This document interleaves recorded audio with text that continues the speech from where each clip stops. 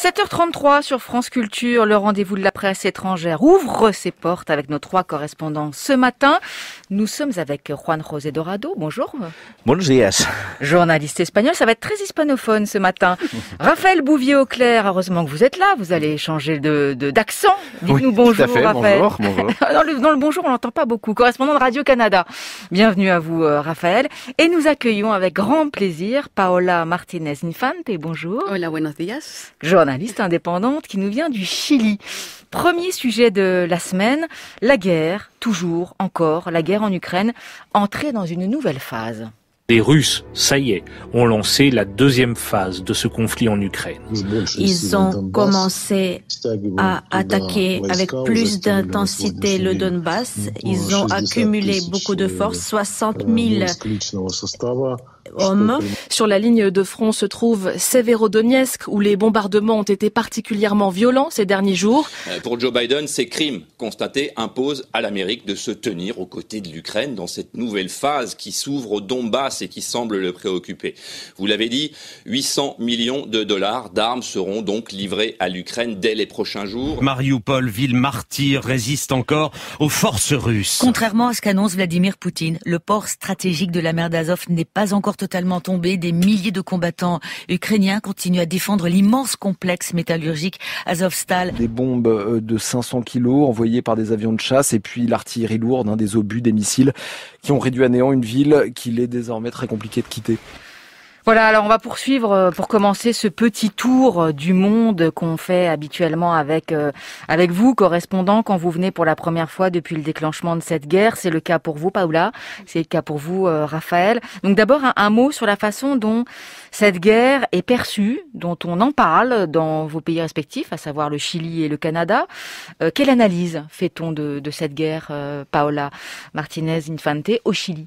Au Chili, malgré l'éloignement évident géographique, on est à 10 000 kilomètres de cette guerre.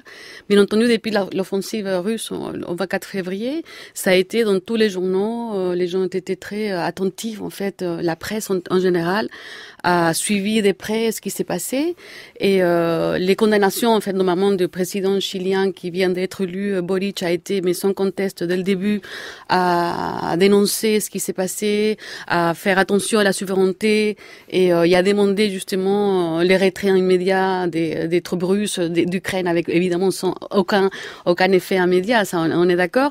Et après, c'est plié aussi à toutes les résolutions de l'ONU qui sont tombées tout de suite après. Ils n'ont pas non plus été allés plus loin, si vous voulez, dans les mesures économiques, parce qu'ils n'ont pas vraiment d'enjeu là-dedans. Mais c'est vrai qu'il y a eu deux phases. D'une part, la surprise totale, même si on s'attendait, mais c'est-à-dire ça s'est bien passé, ça arrive en ce moment et c'est atroce parce que commence à voir notamment la déferlante des morts, d'attaques, etc. Et après il y a la question politique aussi qui s'installe, parce que il faut savoir qu'en Amérique latine quand même il y a un regard qui est assez particulier vis-à-vis de cette guerre en Ukraine. Oui, il faut se souvenir, il faut peut-être rappeler à nos auditeurs et nos auditrices, en 2014, de nombreux pays sud-américains avaient soutenu l'annexion de la Crimée par Vladimir Poutine. C'était le cas de la Bolivie, de Cuba, du Venezuela, du Nicaragua. Il y en avait certains qui s'étaient abstenus de condamner, oui. Le Brésil, l'Argentine, l'Équateur, l'Uruguay, le Paraguay. Le Chili, justement, était l'un des seuls à avoir soutenu la résolution. Et le 2 mars dernier, lors du vote de la résolution de l'ONU qui condamnait l'invasion de l'Ukraine, cette fois, eh bien, la plupart de ces pays l'avaient adopté. Il y a eu un renversement, quand même, de regard de l'Amérique latine et de l'Amérique. Bien entendu, mais il faut quand même signaler, un truc qui est très intéressant de voir à quel point l'anti-américanisme est très présent en Amérique latine, surtout les gauches, et du coup, c'est pas une adhésion totale à Poutine parce qu'il incarne pas le socialisme nostalgique que tout le monde rêvait ou rêve encore, mais c'est plutôt, en fait, un anti-américanisme, une façon de dire anti-impérialisme aussi. C'est pour ça qu'aujourd'hui, même s'il y a des pays, par exemple, qui sont abstenus, cette fois-ci aussi auprès de l'ONU, la Bolivie encore, El Salvador, le Brésil, parce qu'ils ont été très proches, par exemple, de Bolsonaro, de Poutine, il a fait des visites, ils se sont fait serrer la main à plusieurs reprise. Et bon, Maduro, bien entendu, Venezuela aussi, c'est des pays qui soutiennent énormément la Russie, mais surtout et avant tout pour cet américanisme qui est très installé dans ces gauches latino-américaines, qui fait encore débat aussi, d'une certaine manière, de la façon où cette guerre elle est perçue et elle est vue depuis l'Amérique latine. Alors ça, c'est pour les autorités. Qu'en est-il de la population? La population, bien entendu, c'est très solidaire. Elle est très solidaire justement de ce qui se passe en ce moment. Et à titre, on a reçu, si vous voulez, au Chili, certains ressortissants ukrainiens qui sont arrivés. Il y en a 25, bien entendu, c'est pas beaucoup par rapport à tous les autres pays qui ont été assez généreux et accueillants. Mais quand même, il y a une énorme solidarité d'une part. Et pour nous-mêmes, c'est assez intéressant parce qu'il faut pas oublier qu'il y a une diaspora latino-américaine qui est très présente en Europe. Donc les gens étaient très inquiets de savoir qu'est-ce qui s'est passé dans les pays respectifs, en France, s'il y avait une offensive qui allait s'installer aussi éventuellement en Europe. C'était assez. Les gens ils étaient très très préoccupés, très occupés aussi. Bien entendu, encore une fois, j'insiste sur le fait que les pages internationales et dans l'Amérique latine en général, surtout le Chili, il remplit pas vraiment tout l'intérêt, mais quand même l'idée de dire il y a une guerre en Europe en ce moment, qu'est-ce qui se passe, pourquoi ça arrive, et essayer de comprendre les enjeux et surtout attendre tous la paix, enfin qu'un jour ça s'arrête. Raphaël Bouvier-Auclair, vue du Canada. C'est clair qu'il y a aussi cette distance avec le conflit de distance géographique, parce que nous aussi on se trouve en Amérique, on n'a pas cette proximité qu'ont les pays européens comme la France évidemment, ou l'Espagne bien sûr, mais il y a un attachement qui est assez grand du Canada avec l'Ukraine. Il faut savoir qu'il y a une importante diaspora ukrainienne au Canada, 1,4 million de Canadiens sur une population de plus de 37 millions a des origines, des racines ukrainiennes. Il y a eu un grand mouvement d'immigration, entre autres dans l'ouest du Canada. Beaucoup d'Ukrainiens s'y sont rendus pour vivre et donc ils ont beaucoup de descendants. Et parmi eux, il y a entre autres la vice-première ministre du Canada, Chrystia Freeland, qui a déjà été ministre des Affaires étrangères, qu'on entend beaucoup d'ailleurs dans le dossier ukrainien. Hier encore, elle rencontrait le ministre ukrainien des Finances dans le cadre d'une rencontre à Washington. Et donc la politique canadienne est en quelque sorte orientée autour de cet attachement envers l'Ukraine, c'est-à-dire qu'il y a eu énormément de sanctions qui ont été annoncées, donc plusieurs vagues, plusieurs rondes de sanctions annoncées à l'endroit de personnalités russes, un peu comme l'ont fait des pays européens, comme l'ont fait les États-Unis. Il faut savoir qu'on a quand même une politique qui se rapproche de celle des États-Unis pour ce qui est des sanctions, par exemple, à l'endroit de politiciens ou de personnalités russes. Et il y a une aide militaire aussi qui est envoyée en Ukraine de la part du gouvernement canadien. Pendant des semaines, on a surtout parlé d'armes de moindre envergure qui étaient envoyées. Par exemple, des grenades, des plus petites armes, de l'aide de défense aussi, par exemple des gilets pare-balles. Mais cette semaine, le premier ministre Justin Trudeau a annoncé qu'on était prêt, le Canada, à envoyer de l'artillerie lourde. Et il y a eu une annonce un peu plus détaillée. Il n'y a pas énormément de détails, mais un peu plus détaillée hier. Il y a des obusiers, des munitions qui seront envoyées. On promet même que des véhicules blindés vont être envoyés en Ukraine dès que possible. Et donc, ça fait partie de cette politique canadienne. Et le Canada est impliqué depuis assez longtemps auprès de l'Ukraine. Bien avant le conflit, des représentants du gouvernement canadien se rendaient dans le cadre de voyages officiels là-bas. Et il y a des formations qui ont ici été menées par des militaires canadiens auprès de membres des forces ukrainiennes depuis 2015. On dit qu'il y a plus de 33 000 soldats ukrainiens qui ont reçu des formations de la part de militaires canadiens par le biais d'une opération de formation sur le territoire ukrainien. Et puis on a entendu parler de la création d'un fonds de voyage, Raphaël, qui servirait à financer le transport par avion vers le Canada d'au moins 10 000 Ukrainiens et de leurs familles.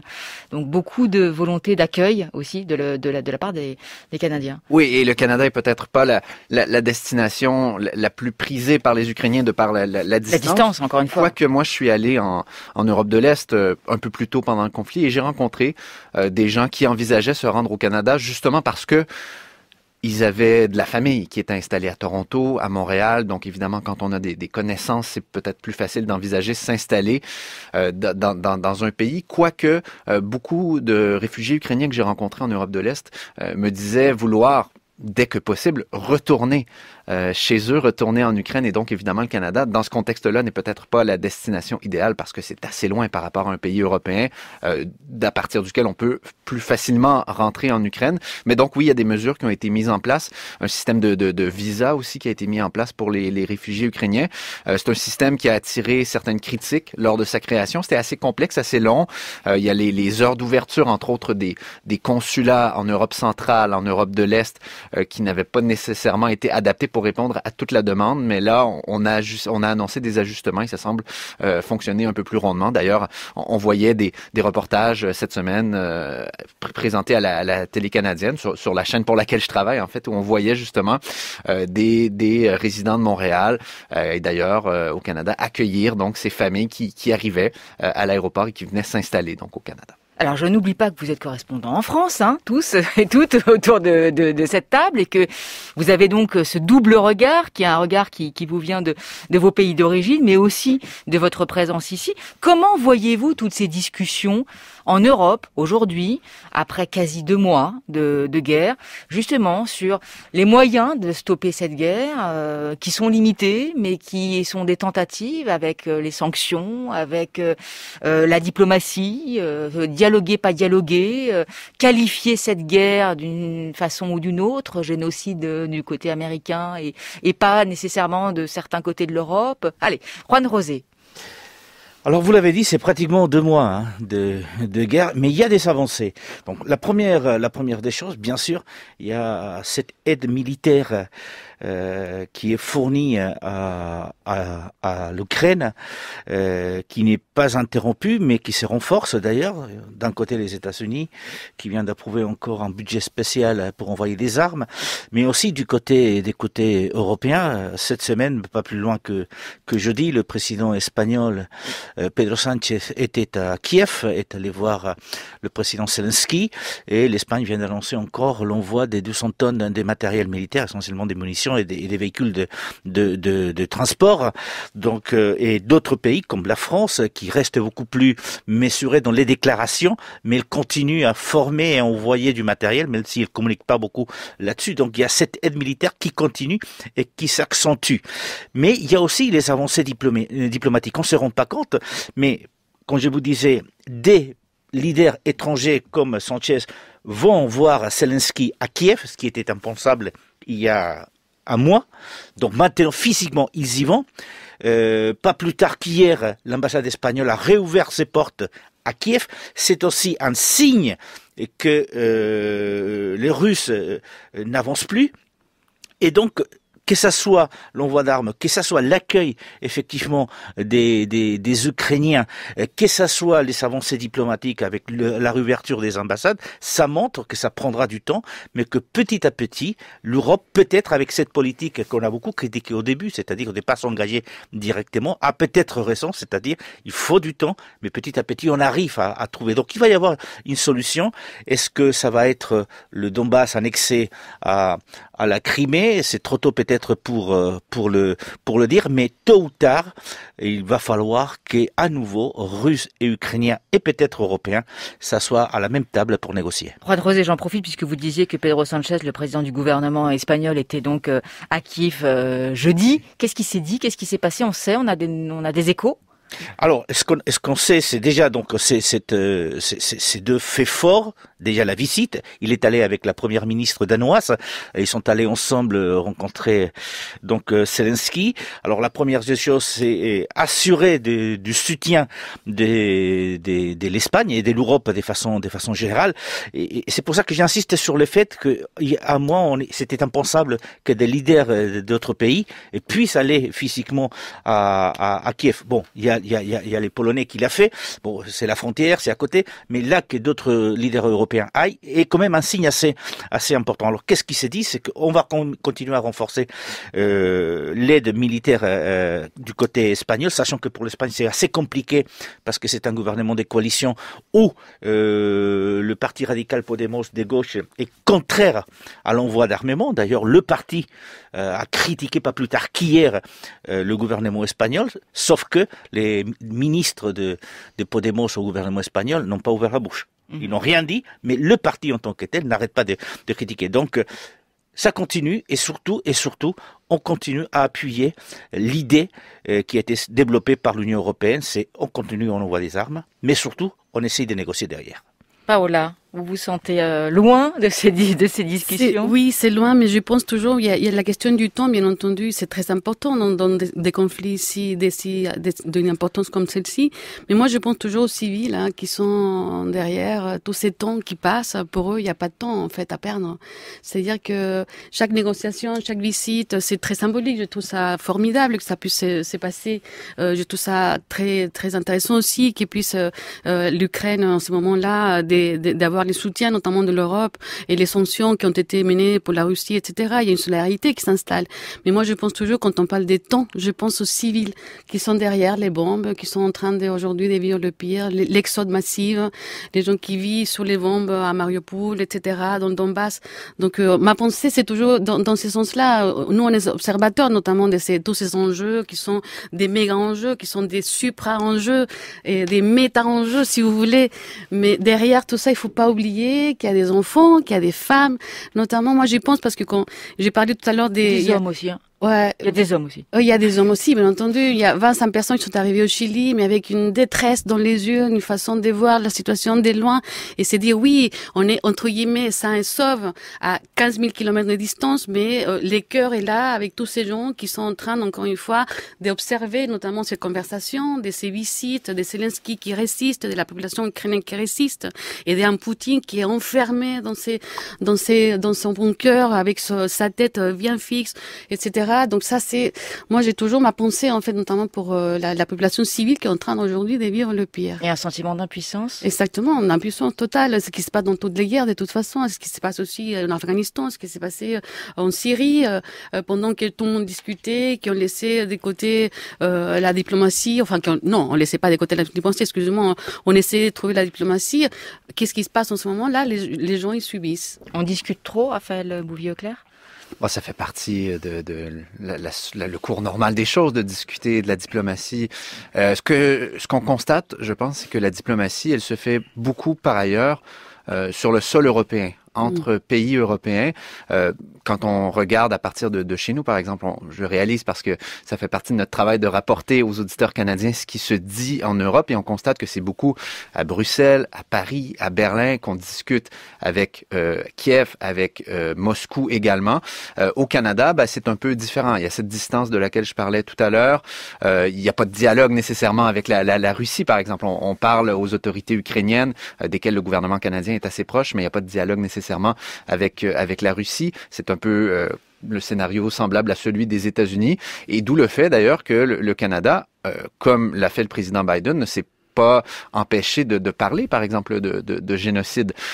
Joe Biden l'a fait assez clairement. Justin Trudeau, lui, a dit que ce qu'on voyait en Ukraine commençait de plus en plus à ressembler à un génocide, alors que dans d'autres pays, notamment en Europe, on ne veut pas aller plus loin, peut-être parce que les impératifs de diplomatie sont différents de ceux des pays nord-américains. Il y a quand même un détail, c'est qu'il y a une avancée à ce niveau-là aussi en Europe. C'est vrai que certains pays européens ne veulent pas parler des génocides, mais n'oublions pas qu'aujourd'hui, on parle bien clair des crimes de guerre.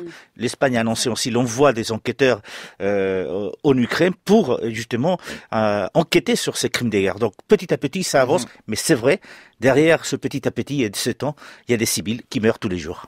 Allez, 7h51 sur France Culture. On poursuit ce rendez-vous de la presse étrangère. Nous sommes en compagnie ce matin de Juan José Dorado, qu'on vient d'entendre, journaliste espagnol, de Raphaël Bouvier-Auclair, correspondant de Radio-Canada, et de Paola Martínez-Infante, journaliste qui nous vient du Chili. Pour ce deuxième temps, et compte tenu de la période de réserve qui nous empêche de parler de politique française, c'est vers vos trois pays que nous allons tourner nos regards maintenant. Quels sont les sujets dont on parle en ce moment chez vous, en dehors de ce dont on vient de parler, à savoir la guerre? Quels sont les sujets qui font l'actualité? On va commencer avec vous, Paola, et cette réflexion entamée sur la Constitution au Chili, puisque je crois que le gouvernement de Gabriel Boric prend les devants, continue une réflexion qui avait été entamée par le référendum qui avait eu lieu en 2020, en octobre 2020. Il prend la relève, il continue, il a pris ses fonctions tout récemment, 11 mars. 11 mars dernier, après avoir été élu en décembre décembre. Donc racontez-nous ce qui se passe et de ce dont on parle là-bas. C'est donc la Constitution. Exactement. Il y a évidemment beaucoup de sujets, mais j'ai choisi de parler de ça parce que c'est vraiment un tournant absolu dans l'histoire du Chili. Là, aujourd'hui, ils sont en train de rédiger la nouvelle Constitution pour effacer celle de 1980 qui a été rédigée sous la dictature de Parce Pinochet. que la Constitution datait de la période de Pinochet 80. Elle n'a pas été touchée depuis. La nôtre est encore plus vieille, cela dit. Oui, mais il n'a pas été rédigé sous la dictature. Mais là, c'était la grande différence. Absolument. Et donc, du coup, cette Constitution, déjà, 1980, pour faire un rappel très rapide, instaure un État subsidiaire dans lequel tous les biens, tous les droits fondamentaux, ils deviennent des biens de consommation, simplement. L'éducation, la santé, les retraites, etc.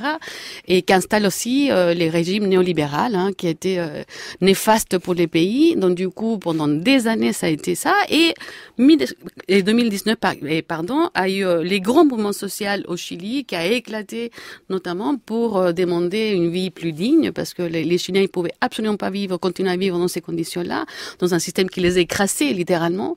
Et c'est là sort notamment cette idée de refaire cette constitution. Et c'est aujourd'hui un enjeu majeur parce que il y a beaucoup d'étapes, notamment il y a eu ces plébiscites pour dire oui, on veut une nouvelle constitution. Ça a été approuvé à 80%. C'était magnifique, tout le monde était content parce que toute la société civile a apporté son grain de sable pour essayer de changer les choses, notamment, encore une fois, les mêmes sujets, éducation gratuite, de qualité, une santé aussi, parce que c'est un système un peu à l'américaine, donc les gens, s'ils n'ont pas un chèque à la main, ils ne peuvent pas se faire soigner. Simplement, la crise du Covid, notamment, a mis en évidence, encore une fois, ce système qui est profondément inégalitaire. Et donc, aujourd'hui, qu'est-ce qui se passe ? Et il y a évidemment Boric, c'est un président très jeune, 36 ans, qui vient de prendre ses fonctions le 11 mars, avec une modèle de société qui va complètement faire table rase, notamment à cette idée des pays très inégaux.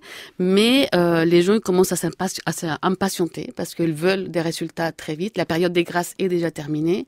Là, il y a eu des avancées, notamment parce que tout le temps, la commission constituante, sont 155 personnes qui donnent des nouveaux élans.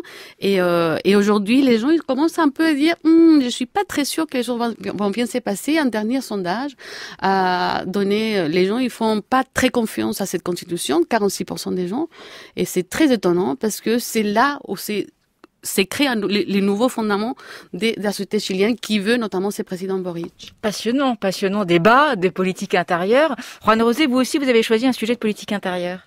Des politiques intérieures. Alors, la première chose, c'est que notre constitution est de 78, donc elle est aussi vieille. Mais c'était en démocratie, vous avez raison. Franco n'était plus là.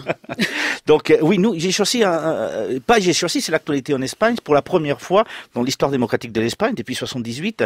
Donc, l'extrême droite va être donc déjà dans un gouvernement régional. Alors, ça peut paraître un peu bizarre vu depuis la France, sauf qu'en Espagne, les gouvernements régionaux ont énormément de pouvoir puisque ils gèrent la santé, l'éducation, la politique territoriale, l'agriculture, ils gèrent pratiquement tout. Donc c'est extrêmement important et c'est du côté des Castilla y León et donc pour la première c'est au nord de Madrid, au nord de Madrid, tout à fait. La politique, le gouvernement régional, donc va être composé par le Parti conservateur qui dirige la région avec des ministres sortis, 3 ministres sortis de Vox, le parti d'extrême droite. Alors ça fait beaucoup parler en Espagne, bien évidemment, et on nous a posé la question à l'étranger, aux correspondants, comment ça se passait dans les autres pays. Et on a dû leur dire, effectivement, c'est fort parce que c'est la première fois, mais en France, il y a des maires d'extrême droite depuis un certain temps, depuis les années 80. Dans les années 90, il y avait le FPO du côté de l'Autriche. Pas si longtemps, c'était Salvini en Italie. Donc, pour nous, c'est une première fois, mais dans les contextes européens, on n'est pas non plus en dehors de ce qui se passe en Europe. Donc vous êtes un peu dans l'expectative malgré tout. Vous en parlez, mais vous êtes dans l'expectative de voir ce qui va se passer dans ce gouvernement de coalition avec le Parti populaire en Castille et Léon. Raphaël, on termine ce petit tour de table avec vous. Vous, c'est un débat linguistique au fond, mais qui se fait très politique et qui est propre au Canada. Oui, tout à fait. On parle du Canadien National, qui est la plus grande compagnie ferroviaire du pays. Il a été révélé dans la presse cette semaine que des 11 membres du conseil d'administration de cette entreprise aucun ne parlait français. Or, cette entreprise, elle est basée à Montréal, donc la plus grande ville du Québec, la province francophone, et elle est assujettie à la loi fédérale sur les langues officielles qui fait en sorte que les services doivent être offerts en français. Ça ne veut pas dire que les membres du conseil d'administration sont contraints par la loi de parler français, mais quand même, on comprend que l'esprit devrait être respecté par cette entreprise. Or, il y a eu réaction politique de la part du premier ministre du Québec, le premier ministre du Canada aussi. Ils ont demandé des changements. L'entreprise a dit que 2 membres devaient éventuellement quitter ce conseil d'administration, donc on allait nommer des membres qui parlent français. La grande question maintenant est de savoir si le gouvernement canadien va réformer la loi sur les langues officielles et faire en sorte justement que dans le cadre de cette législation, les gens qui siègent au sein d'un conseil d'administration soient aussi soumis à ce bilinguisme, parce que c'est un pays quand même, le Canada, qui a 2 langues officielles, et on sent que ce n'est pas toujours respecté par les grandes entreprises, parce que cette histoire qui a fait grand bruit a fait suite à une autre histoire qui a été publiée dans les médias et qui a fait couler beaucoup d'encre en fait cet automne. C'était le président directeur général d'Air Canada, donc la grande compagnie aérienne après nationale. Le train, l'avion. Ben voilà, c'est toujours dans les transports finalement. Et ce PDG donc d'Air Canada avait livré un long discours à Montréal, tout en anglais. Questionné par la presse ensuite, il avait dit, moi, ça fait des années que je vis à Montréal, je ne parle pas anglais et il n'y a pas nécessairement de problème. Ça avait choqué, évidemment, beaucoup de gens au Québec. Il s'était par la suite excusé, a commencé à prendre des cours de français, mais donc il y a un problème qui a été soulevé et on verra quelles seront les réponses politiques, parce que pour l'instant, il y a beaucoup de déclarations, mais c'est pas clair qu'il y aura des gestes concrets qui seront posés. Merci beaucoup, Raphaël Bouvier-Auclair. Merci à tous les trois, Juan José Dorado. Merci beaucoup, Paola Martinez-Infante. Vous êtes les bienvenus dans ce rendez-vous de la presse étrangère. On vous retrouve, j'espère, très très bientôt. Il est 7h58, on se retrouve après le journal. Nous parlerons des crimes de guerre et du corps des femmes.